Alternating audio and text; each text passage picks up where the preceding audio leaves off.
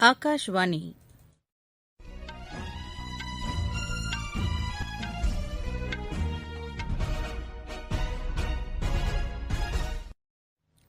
செய்திகள் வாசிப்பவர் ஜமீர் அக்தர். தலைப்புச் செய்திகள். பிரதமர் திரு நரேந்திர மோடி இத்தாலி பிரதமர் திரு கியூசெப்பி கான்டே இடையே இருதரப்பு மாநாடு இன்று காணொலி காட்சி வாயிலாக நடைபெறுகிறது. நாடு முழுவதும் பல்கலைக்கழகங்கள் மற்றும் கல்லூரிகளை திறப்பதற்கான வழிகாட்டுதல்களை பல்கலைக்கழக மானியக்குழு வெளியிட்டுள்ளது. தமிழகத்தில் அரசு மேற்கொண்ட நடவடிக்கைகளால் கோவிட் பரவல் படிப்படியாக குறைந்து வருவதாக முதலமைச்சர் திரு எடப்பாடி பழனிசாமி தெரிவித்துள்ளார். நாட்டில் கோவிட் தொற்றிலிருந்து குணமடைந்தோர் எண்ணிக்கை 92.32% அதிகரித்துள்ளது. ஐபிஎல் கிரிக்கெட் போட்டியில் அபுதாபியில் இன்று நடைபெறும் எலிமினேட்டர் சுற்றில் ஹைதராபாத் அணி பெங்களூரு அணியை எதிர்கொள்கிறது. இனி விரிவான செய்திகள். பிரதமர் திரு நரேந்திர மோடி மற்றும் இத்தாலி பிரதமர் திரு கியூசெப்பி கான்டே இடையே இருதரப்பு மாநாடு இன்று காணொலி காட்சி மூலம் நடைபெறவுள்ளது. உலக அளவிலும் மண்டல அளவிலும் உள்ள விவகாரங்கள் தொடர்பாக இந்த கூட்டத்தில் பேசப்படும் என்று வெளியுறவு விவகாரங்கள் அமைச்சகம் தெரிவித்துள்ளது. இந்தியாவும் இத்தாலியும் வரலாற்றுப்பூர்வ நட்புறவு கொண்ட நாடுகளாகும். ஜனநாயக பாரம்பரியமிக்க நாடுகள் என்ற பெருமையும் சர்வதேச அமைதி விரும்பும் நாடுகள் என்ற சிறப்பு அம்சங்களும் இரு நாடுகளுக்கும் உண்டு. ஐரோப்பிய யூனியன் கூட்டமைப்பில் உள்ள நாடுகளில் இந்தியாவின் 5வது வர்த்தக பங்காளராக இத்தாலி உள்ளது. இரு நாடுகளுக்கும் இடையிலான வர்த்தகத்தின் மதிப்பு $9 பில்லியன் ஆகும். இந்தியாவில் சுமார் 600 இத்தாலி கம்பெனிகள் உள்ளன. ஆடை வடிவமைப்பு, உள்கட்டமைப்பு, எரிசக்தி, இனிப்பு உற்பத்தி மற்றும் காப்பீடு போன்றவற்றில் முதலீடுகள் ஏற்படுத்தப்பட்டுள்ளன. அமெரிக்க அதிபர் தேர்தல் முடிவுகள் வெளியாவதில் தொடர்ந்து இழுபறி நிலை நீடிக்கிறது. இதுவரை அறிவிக்கப்பட்ட முடிவின்படி ஜனநாயக கட்சி வேட்பாளர் திரு ஜோ பிடன் 264 பிரதிநிதிகள் வாக்குகளை பெற்று முன்னிலையில் உள்ளார். தேர்தலில் வெற்றி பெற அவருக்கு மேலும் 6 வாக்குகள் மட்டுமே தேவை. அதிபர் டொனால்டு டிரம்ப் 214 வாக்குகளை பெற்றுள்ளார். அமெரிக்காவின் அடுத்த அதிபர் யார் என்பதை தீர்மானிக்கும் 5 மாகாணங்களில் தேர்தல் முடிவு வெளியாவதில் தொடர்ந்து இழுபறி நிலவுகிறது. ஜார்ஜியா, நவேடா, வடக்கு கரோலினா, பென்சில்வேனியா, அரிசோனா ஆகிய மாநிலங்களில் இரு வேட்பாளர்களுக்கும் இடையேயான வாக்கு வித்தியாசம் மிகவும் குறைவாக இருப்பதால் அங்கு யார் வெற்றி பெறுவார் என்பது கணிக்க முடியாத நிலையில் உள்ளது. இந்நிலையில் தபால் வாக்குகளை எண்ணுவதற்கு எதிராக நீதிமன்றத்தில் வழக்கு தொடர இருப்பதாக அதிபர் டொனால்டு டிரம்ப் தெரிவித்துள்ளார். பீகார் சட்டப்பேரவைக்கான 3வது மற்றும் இறுதிக்கட்ட தேர்தல் வாக்குப்பதிவுக்கான ஏற்பாடுகள் தயார் நிலையில் உள்ளன.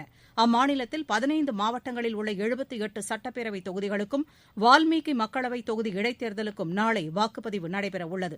இந்த தேர்தலில் 110 பெண்கள் உட்பட 1204 வேட்பாளர்கள் களத்தில் உள்ளனர்.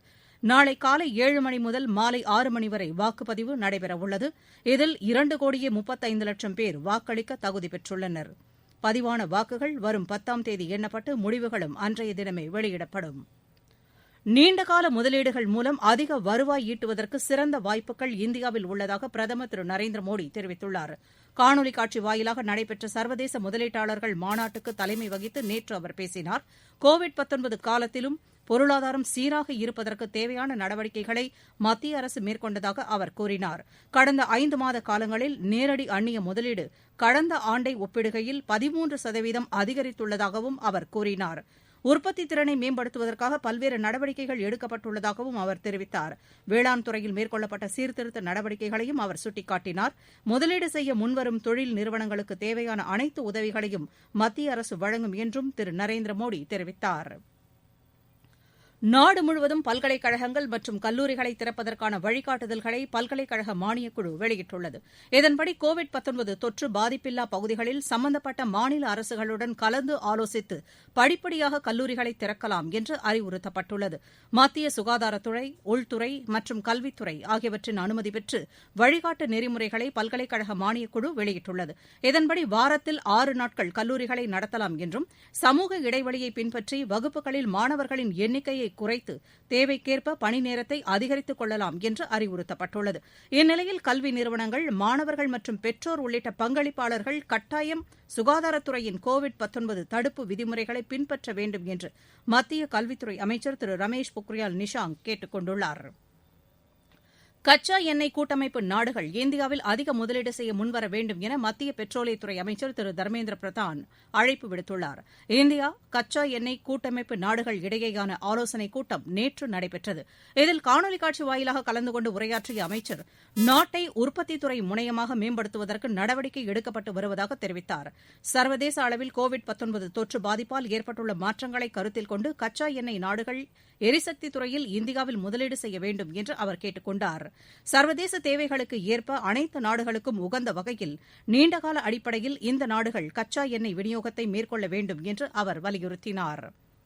இந்தியா இந்தோனேஷியா இடையே நிலக்கரி சுரங்கத் துறையில் ஒத்துழைப்பை மேம்படுத்துவதற்கான 5வது கூட்டு செயல் கூட்டம் நேற்று நடைபெற்றது.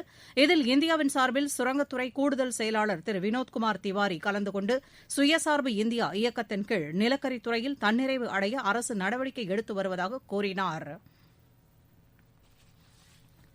இந்திய ராணுவ தலைமை தளபதி ஜெனரல் எம் நரவானேவுக்கு நேபாள ராணுவத்தின் கௌரவ தளபதி பட்டம் வழங்கப்பட்டுள்ளது. காட்மாண்டுவில் நேற்று நடைபெற்ற நிகழ்ச்சியில் அந்நாட்டின் அதிபர் வித்யாதேவி பண்டாரி இந்த கௌரவத்தை வழங்கினார். இந்த நிகழ்ச்சியில் அந்நாட்டு பிரதமர் திரு கே பி சர்மா ஒலி உள்ளிட்ட பலர் கலந்து கொண்டனர். தொடர்ந்து அதிபருடன் ராணுவ தலைமை தளபதி ஜெனரல் நரவானே இருதரப்பு பாதுகாப்பு ஒத்துழைப்பு குறித்து ஆலோசனை நடத்தினார். ஜம்மு காஷ்மீரின் புல்வாமா மாவட்டத்தில் பாதுகாப்புப் படையினர் மேற்கொண்ட நடவடிக்கைகளில் ஒரு தீவிரவாதி சுட்டுக் கொல்லப்பட்டார். அம்மாவட்டத்தின் லால்பரா கிராமத்தில் தீவிரவாதிகள் பதுங்கியிருப்பதாக கிடைத்த தகவலின் பேரில் பாதுகாப்புப் படையினர் நேற்று இரவு அங்கு தீவிர தேடுதல் வேட்டையில் ஈடுபட்டனர். அப்போது தீவிரவாதிகள் பதுங்கியிருந்த இடத்தில் நடைபெற்ற துப்பாக்கிச் சண்டையில் ஒருவர் பலியானதாக அதிகாரிகள் கூறியுள்ளனர். தொடர்ந்து அங்கு தேடுதல் தீவிரப்படுத்தப்பட்டுள்ளது. நீங்கள் கேட்டுக்கொண்டிருப்பது ஆகாஷ்வாணியின் செய்தி அறிக்கை. கோவிட்-19ற்கு எதிரான போரில் நமக்கான 3 கவசங்கள். முகக்கவசம் அணிவோம், தனிநபர் இடைவெளியை கடைபிடிப்போம், கை மற்றும் முக சுத்தம் பராமரிப்போம்.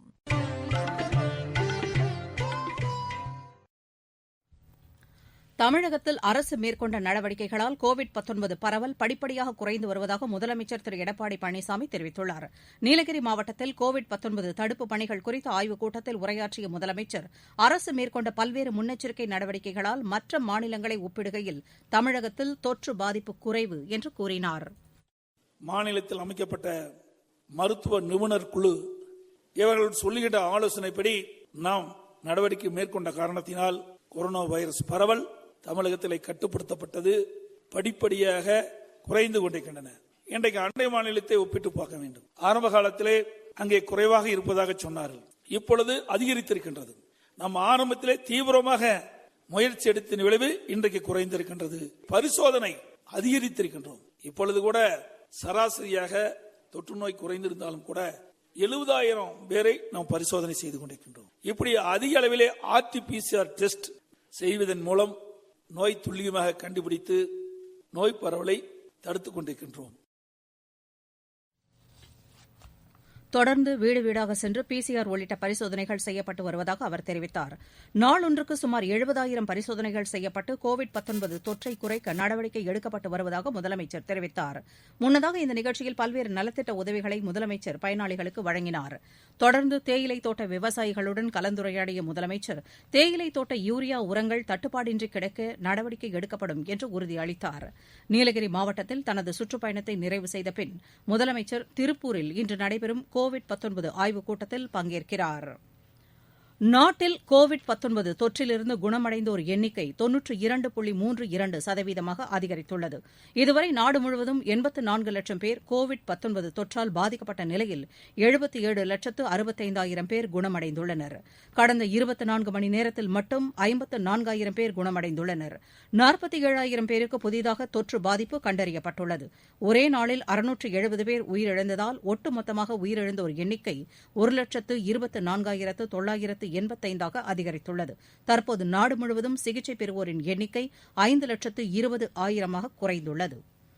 குமரிக்கடல் பகுதியில் நிலவும் வளிமண்டல மேலடுக்கு சுழற்சி காரணமாக தமிழகத்தின் நீலகிரி மற்றும் தேனி மாவட்டங்களின் மலைப்பகுதிகளில் கனமழை பெய்ய வாய்ப்பு இருப்பதாக சென்னை வானிலை ஆய்வு மையம் தெரிவித்துள்ளது. IPL கிரிக்கெட் போட்டியில் அபுதாபியில் இன்று நடைபெறும் எலிமினேட்டர் சுற்றில் ஹைதராபாத் அணி பெங்களூரு அணியை எதிர்கொள்கிறது. அபுதாபியில் நடைபெறவுள்ள இப்போட்டி இரவு 7:30 மணிக்கு தொடங்குகிறது. இப்போட்டியில் வெற்றி பெறும் அணி நாளை மறுநாள் நடைபெறவுள்ள இறுதிப் போட்டிக்கான 2வது தகுதி சுற்று ஆட்டத்தில் தில்லி அணியை எதிர்கொள்ளும். மீண்டும் தலைப்புச் செய்திகள். பிரதமர் திரு நரேந்திர மோடி இத்தாலி பிரதமர் திரு கியூசெப்பே கான்டே இடையே இருதரப்பு மாநாடு இன்று காணொலி காட்சி வாயிலாக நடைபெறுகிறது. நாடு முழுவதும் பல்கலைக்கழகங்கள் மற்றும் கல்லூரிகளை திறப்பதற்கான வழிகாட்டுதல்களை பல்கலைக்கழக மானியக்குழு வெளியிட்டுள்ளது. தமிழகத்தில் அரசு மேற்கொண்ட நடவடிக்கைகளால் கோவிட் பரவல் படிப்படியாக குறைந்து வருவதாக முதலமைச்சர் திரு எடப்பாடி பழனிசாமி தெரிவித்துள்ளார். நாட்டில் கோவிட் தொற்றிலிருந்து குணமடைந்தோர் எண்ணிக்கை 92.32% அதிகரித்துள்ளது. IPL கிரிக்கெட் போட்டியில் அபுதாபியில் இன்று நடைபெறும் எலிமினேட்டர் சுற்றில் ஹைதராபாத் அணி பெங்களூரு அணியை எதிர்கொள்கிறது. இத்துடன் இந்த செய்தி அறிக்கை நிறைவு பெறுகிறது. எமது செய்திகளை உடனுக்குடன் AIR_News_சென்னை என்ற டுவிட்டர் பக்கத்திலும், செய்தி தொகுப்புகளை all India radio news Chennai என்ற யூ டியூப் சேனலிலும் அறிந்து கொள்ளலாம்.